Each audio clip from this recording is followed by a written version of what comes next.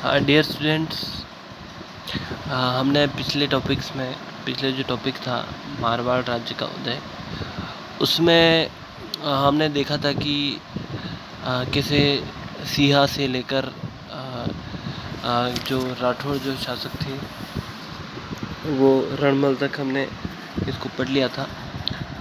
अब हमारा जो टॉपिक है राव जोधा इम्पोर्टेंट है, क्वेश्चन भी बनता है कभी कभी, और उसको पढ़ना है और उसके उत्तराधिकारियों के बारे में पढ़ना है।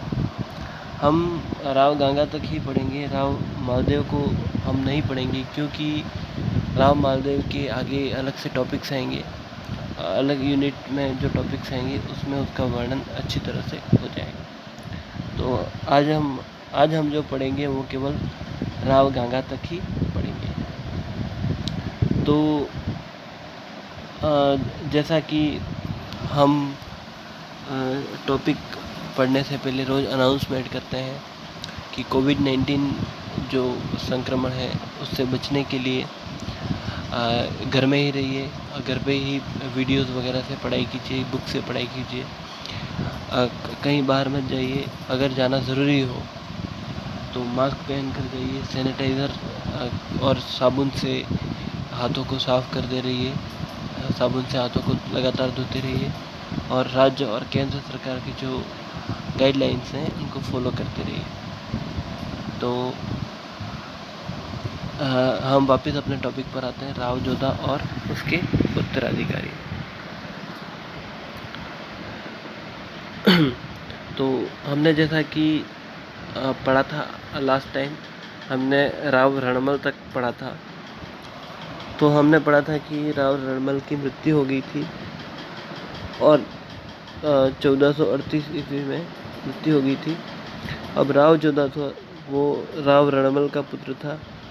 राव रणमल के बाद ये राव जोधा ही मारवाड़ का शासक बना। राव जोधा ने अपनी पुत्री का विवाह राणा कुंभा से किया था। जब चित्तौड़ में रणमल की हत्या हुई थी, आपको याद होगा कि रणमल अपने भांजे मोकल के शासन प्रबंध को संभालने के लिए वहाँ पर रुका हुआ था, लेकिन वहाँ पर उसकी हत्या हो चुकी थी। जब चित्तौड़ में राव रणमल की हत्या हुई तो उसका पुत्र जोधा अपने साथियों के साथ मारवाड़ की ओर गया। वह मारवाड़ के किनारे वाले गांव काहुनी में गया। वहां से आगे बढ़कर उसने चौकड़ी के थाने पर हमला किया। इसके बाद भाटी बनवीर, बीसलदेव, रावल दूधा आदि को पराजित करता गया और जोधा की शक्ति इस प्रकार बढ़ती गई। अब उसने क्या किया कि उसकी जो बुआ थी हंसाबाई, उसके प्रभाव से उसने राणा का जो वैमनस्य था उसको भी कम करवाया। उसके बाद उसने मंडोर पर आक्रमण किया, जिसमें राव जोधा की विजय होती है। इस तरह से उसने अपने साम्राज्य को बढ़ाया, महत्वपूर्ण विजय की। हालांकि उसने मेवाड़ पर जो हमला किया वो एक राव रणमल की हत्या की प्रतिक्रिया के रूप में था, लेकिन इसके बावजूद भी उसने अनेक सैनिक उपलब्धियां हासिल की। अब इसके प्रमुख कार्य वीर विनोद और बाकीदास के अनुसार उसने अपने बड़े भाई को सोजत दिया। उसके बाद मेड़ता में उसने अपने पुत्र वीर सिंह को रखा। उसके बाद द्रोणपुर बोदा के हाथ में दे दिया उसने, और अपने पुत्र बीका को कांगल और नापा के सहयोग से बीकानेर की ओर बढ़ने के लिए प्रेरित किया।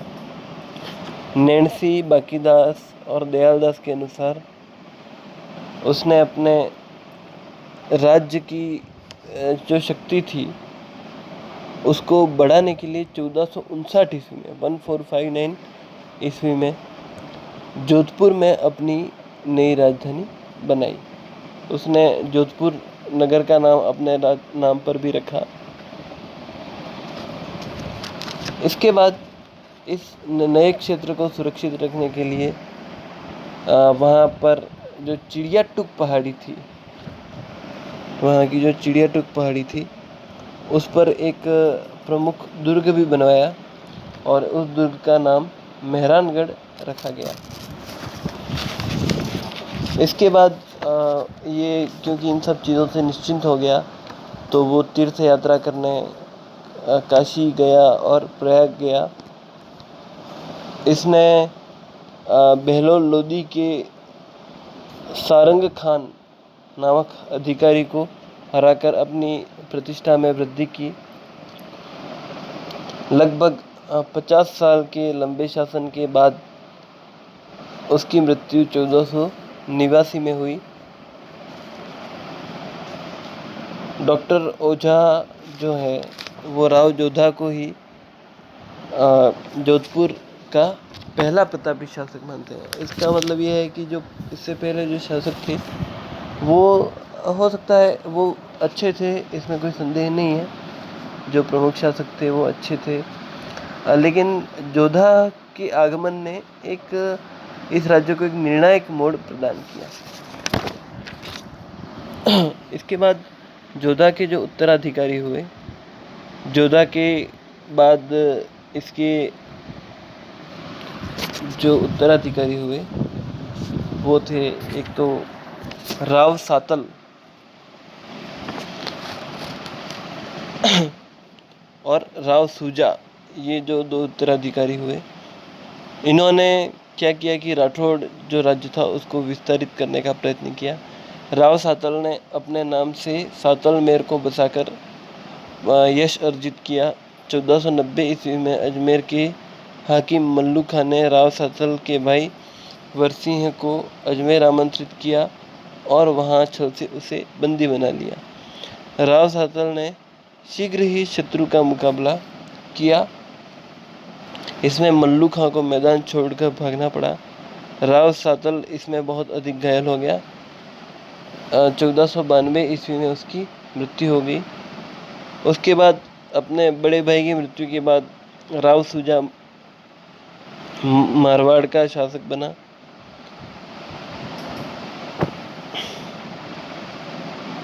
इसके बाद एक वीरम ने मेवाड़ को स्वतंत्र करने में सफलता प्राप्त की इसके समय में।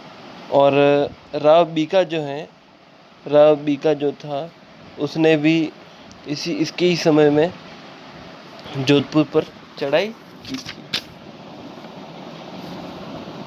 इसके बाद जो है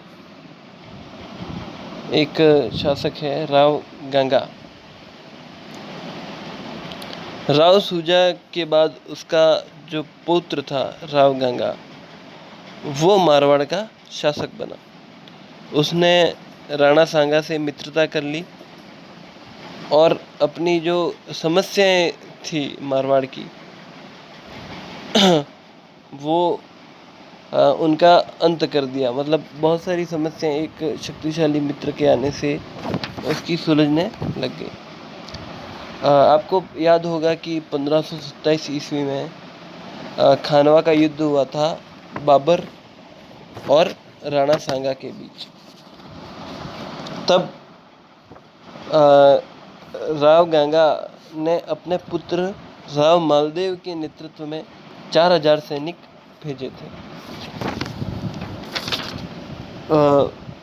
यही मालदेव आगे चलकर मारवाड़ का प्रसिद्ध शासक बना था।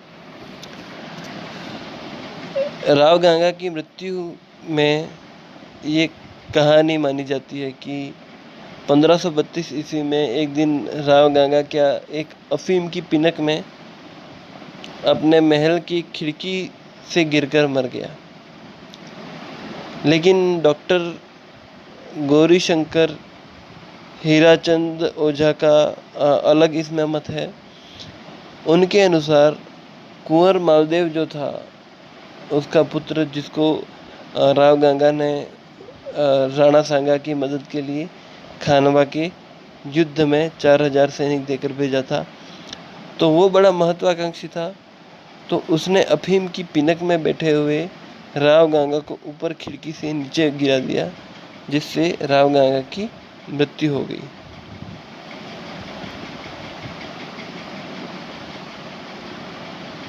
इसके बाद गौरीशंकर हीराचंद ओझा का ये मत है। इसके बाद मुंडियार की ख्यात में एक दोहे में लिखा हुआ है कि उस समय मालदेव ने भौण और पुरोहित मूला पर वार किया। ये दोनों राव गांगा के अंगरक्षक थे। अब इन दोनों अंगरक्षकों पर वार किया तो इससे ये अंदाज़ा लगाना सहज ही होता है कि राव मालदेव राव गांगा की हत्या करना चाहता था। इसके बाद जोधपुर राज्य की जो ख्यात है वो भी ये बताती है कि राव गांगा को झरोखे से मालदेव के द्वारा गिरा दिया गया। तो इस प्रकार हमारे सामने विभिन्न मत आते हैं। रेवजी के अनुसार एक सिंपल साधारण अफीम की पिनक में ही एक साधारण तरीके से जो मृत्यु होती है, एक्सीडेंटल डेथ जिसको कहा जाता है, वो हुई। लेकिन डॉक्टर ओझा, मुंडियार ख्यात और जोधपुर राज्य की ख्यात के अनुसार मालदेव के द्वारा राव गांगा की हत्या कर दी गई थी। इसके बाद गांगा की थोड़ी बहुत जो उपलब्धियां हैं, राव गांगा ने जोधपुर शहर के गंगालाव तालाब और गांगा की बावड़ी बनाई। उसके समय में सिरोही से लाई हुई श्याम जी की मूर्ति उसके नाम पर गंग श्याम के नाम से प्रसिद्ध हुई। राव गांगा की मृत्यु के बाद राव मालदेव मारवाड़ का शासक बना। राव मालदेव के बारे में हम कभी किसी नेक्स्ट टॉपिक में पढ़ेंगे। अब आपको ध्यान ये रखना है, एक बार हम फिर से इसको रिपीट कर लेते हैं, थोड़ा सा हल्का सा।